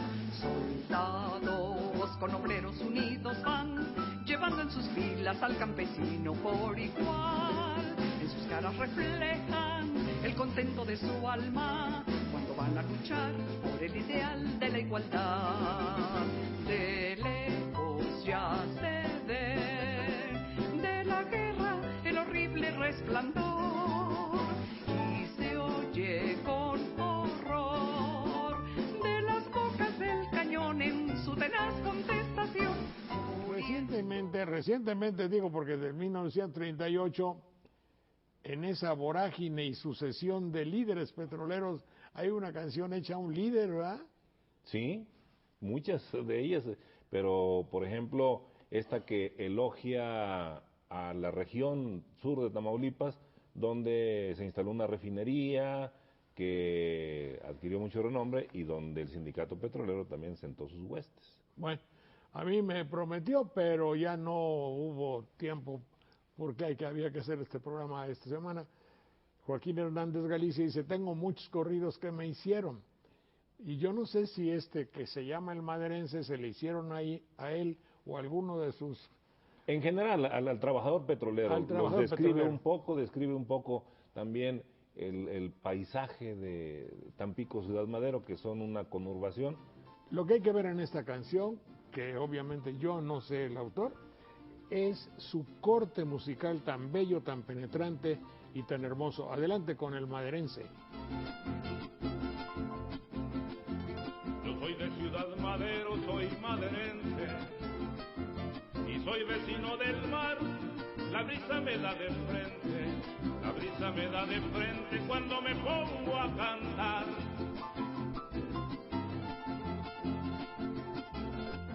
Soy vecino de la barra cerca del río, lejos de la bocana donde tengo yo mi hogar, alumbrado por la luna y el faro de Miramar. Ay, la, ra, ra, ra, ra, soy petrolero. Ay, la, ra, ra, viva Madero. Ay, la, ra, ra, ra, ra, soy petrolero. Ay, la, ra, ra, viva Madero. Bueno, aparte de la canción, la vitalidad musical de esa composición es extraordinaria. Bueno, es un guapango. Y el virtuosismo del guapango, y qué decir de la voz, que es mi compañero. ¿Qué decir, mi querido Bueno, yo Manuel? crecí entre guapangueros, no Sí. canto exactamente como ellos, pero pues algo se queda. Claro. En Naranjos es tierra de guapangueros, sí. Es la Huasteca. Pueblos nacidos al fragor de la explotación petrolera, pero que reciben la influencia de la cultura de la región. Es que nosotros somos más huastecos que jarochos, en realidad Cierto. somos huastecos. Para Y el- desgracia, nosotros éramos la salida de Puebla al mar hasta Claro. 1853. ¿Y tú de dónde eres? De Tuxpan. De Tuxpan es la región, ¿no? Y éramos la salida al mar, éramos poblanos hasta Tú 1853. no tuviste la suerte de ser No, veracruzano, ¿verdad? desafortunadamente. Como Pero Agustín bien Lara, nada merecerías, más. pero bien merecerías Postizo. serlo, ¿no? Yo- Merecería hacerlo. De Tlatlauqui. De Tlatlauqui, Puebla. Sí, fíjate. Como el papá de Agustín Lara, él era de ahí. Sí, Tlatlauquitepec. Tlatlauquitepec.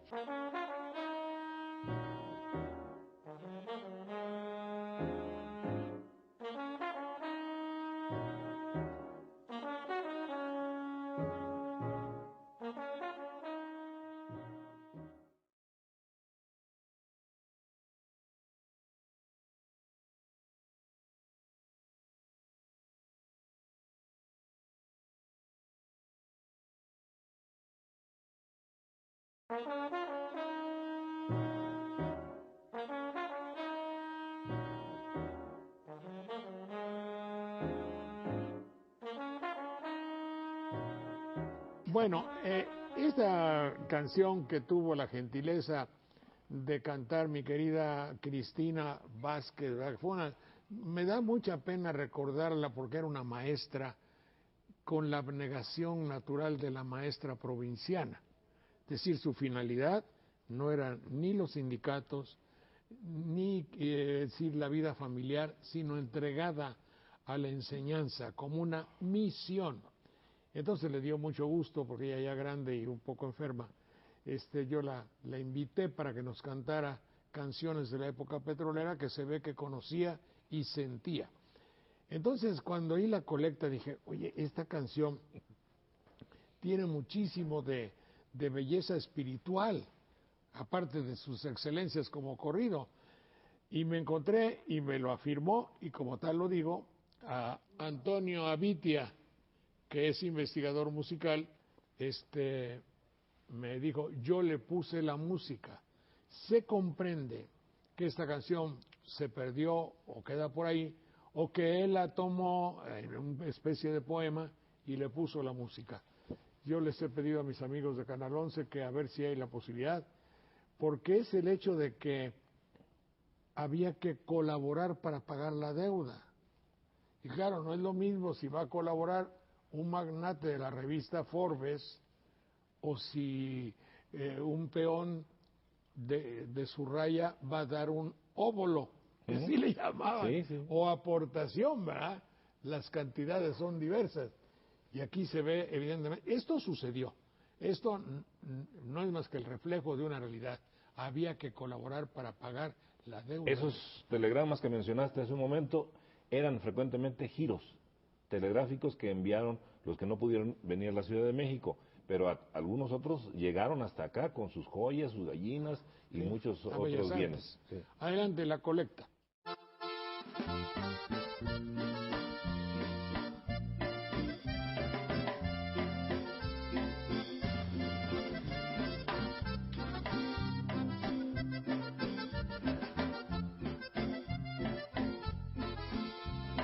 El martes 12 de abril del año que va corriendo, a la mujer mexicana hizo un llamado el gobierno. Todas las mujeres fueron para su contribución, para el favor del petróleo, por lo de la expropiación. Vida mía, ¿qué vas a dar para la indemnización? Este relicario de oro, junto con mi corazón. Ensíllame mi caballo, que voy a la capital a llevar 18 pesos a la deuda nacional. Hermanita de mi vida, quítate tus avalorios, que con eso ayudaremos a pagar lo del petróleo. Y una señora llorando, un anillo se quitó, que lo trajo siempre puesto desde cuando se casó. Palacio de Bellas Artes, ya no te podré olvidar, viendo tanto sacrificio, me senté a puro llorar. 938, año de liberación, año de grata memoria para toda la nación.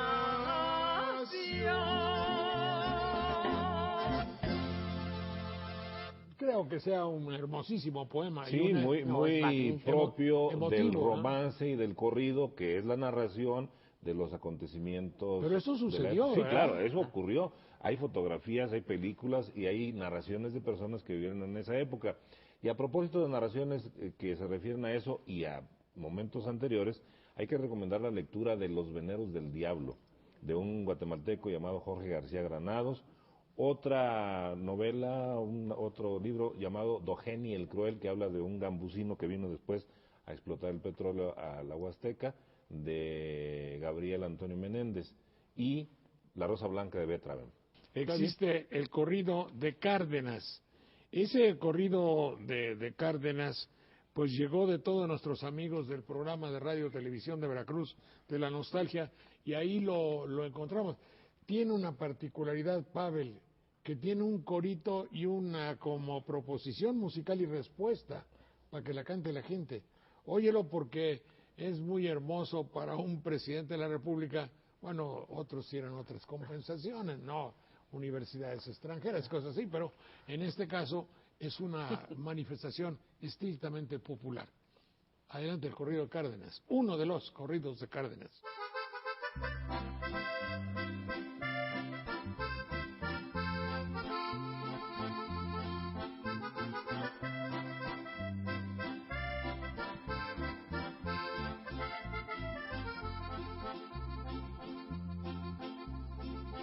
camaradas va corriendo el corrido del petróleo.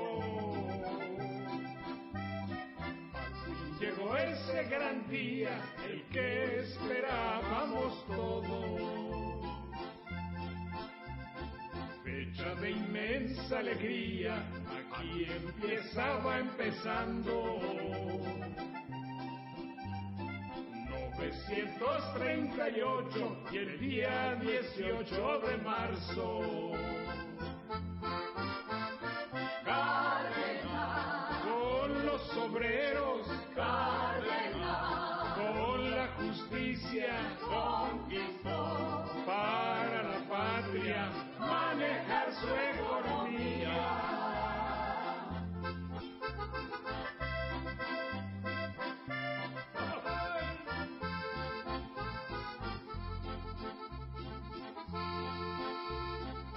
Habían empeñado todas las empresas extranjeras en no dejar ni un barril en nuestras chapopoteras. Cerro Azul y Zacamixtle, Juan Felipe y Palmasola, Poza Rica y el Chijol, Casiano y Mata Redonda. Cárdenas, con los obreros, Cárdenas, con la justicia, conquistó para la patria manejar su economía. Ya me acordé que este corrido nos lo enseñó doña Cristina. Sí, ella misma nos lo Era enseñó. ella cardenista de corazón entero. Para ese programa también hicimos algo que ilustramos allá de una manera, suele hacerse en los programas, desde uno que se llamaba Laboratorio del Arte, y no les digo el año porque me van a sacar cuentas, pero hacíamos algo que podría ser literario para ilustrarlo de una manera conveniente. Entonces, nuestra región de Veracruz, y yo frecuentaba tus tierras por allá, Palmasola, la hacienda de los Atliscos, el cerro de no me acuerdo qué, 24, que era un pueblo que se llamaba así, todos los pueblos de por ahí, y entonces ir a los arroyos, me decían, mira, es que esta es una chapopotera. ¿Pero qué es una chapopotera? Pues sale el petróleo. Ay, pero ¿cómo va a salir petróleo? Sí, ahí no te metas porque te vas a manchar, te vas a ensuciar. Y ahí está con colores así como arcoíris, se nota. Y, no, es que pasó un carro, un camión. No, estaba donde no había carros ni camiones. Era un lugar donde había chapopote y se hacían positas, que no le llamamos positos, sino positas de niño. Entonces, eso era recordando a los viejos veracruzanos, como Lizar, Zubide y todos ellos. Germán. Claro. Sí. ¿Qué eran? Eran los estridentistas. Estridentistas. Poetas y... Hacían cosas. Sí. Bueno, ahí le van agarrando. Madre, el petróleo vuela. O sea, mira, está cubriendo los árboles. Son como pedazos de noche que llegan a los árboles. Los tordos instalan sus refinerías. Madre, el arroyo está negro.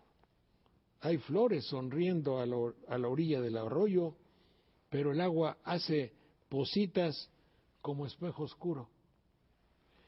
Parece que el arroyo es zapote negro, fíjate. Las arpas del Huapango salpican un arcoíris de aceite. Las torres escriben en la tarde su eterna sinfonía petrolera con tinta de chapapote y alfabetos ilegibles. Mamá, voy al río. No te vayas a ensuciar de petróleo, niño. Ni comas tantos mangos, ni guanábanas, ni caña de azúcar, ni moras, ni capulines. La niña tiene en sus ojos dos grandes gotas tristes de petróleo que me miran el alma. Muy bien. Muy bonito. Gracias, gracias. Muy poético.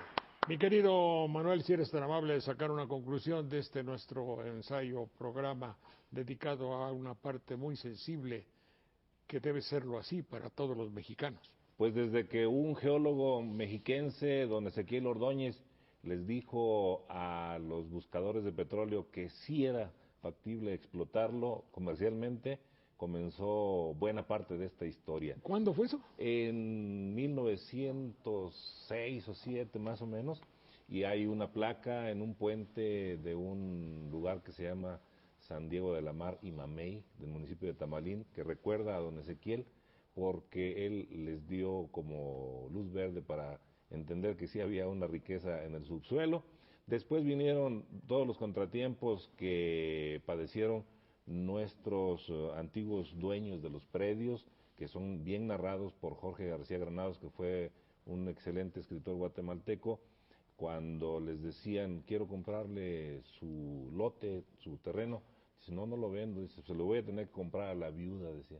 Y así ocurrió en muchas ocasiones, una historia trágica.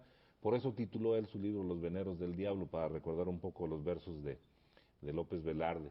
En fin, historia que se ha cantado, que se ha escrito, que se ha disfrutado en buena parte porque sí generó riqueza, pero que se ha padecido también por todo lo que ha acarreado y que merece una atención especial porque aun cuando las nuevas tecnologías se tendrán que ir empleando en sustitución del petróleo, en este momento de la historia, todavía sigue siendo un factor importante para la economía. Muchas gracias, Manuel Munguía.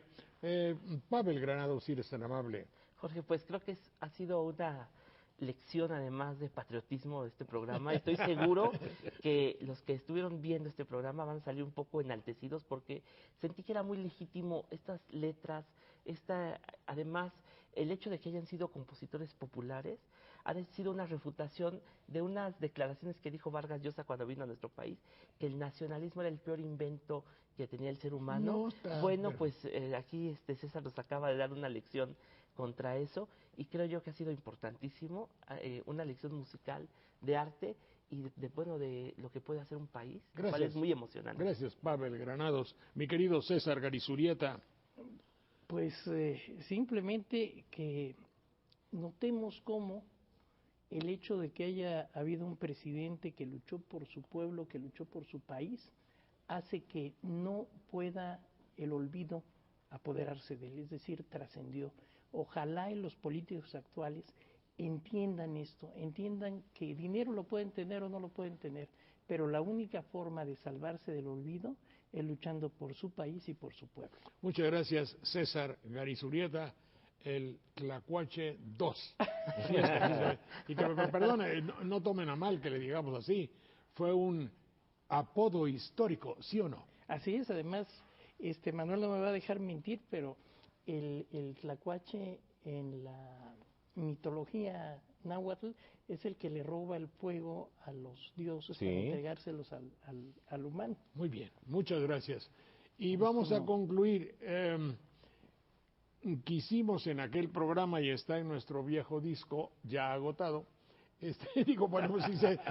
nació agotado, hay una canción que tiene mucho de nacionalismo, creo yo, y que aunque sea de otro país, es la Guantanamera. Entonces dije yo, ¿por qué no hacer una Guantanamera al petróleo? Entonces con eso concluimos nuestro programa, con mi voto de afecto y gratitud para Canal 11. Muchas gracias a ustedes, muchas gracias a Canal 11, y este fue un programa que en alguna ocasión hicimos en Radio Televisión de Veracruz. Emisoras amigas, muchas gracias. Aquí está la Guantanamera petrolera.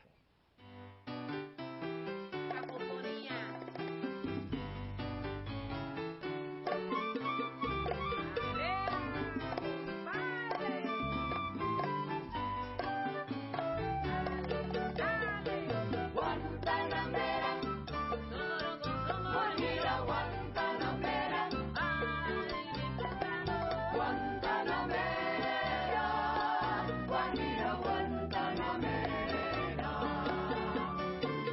Yo soy un hombre sincero de la región petrolera.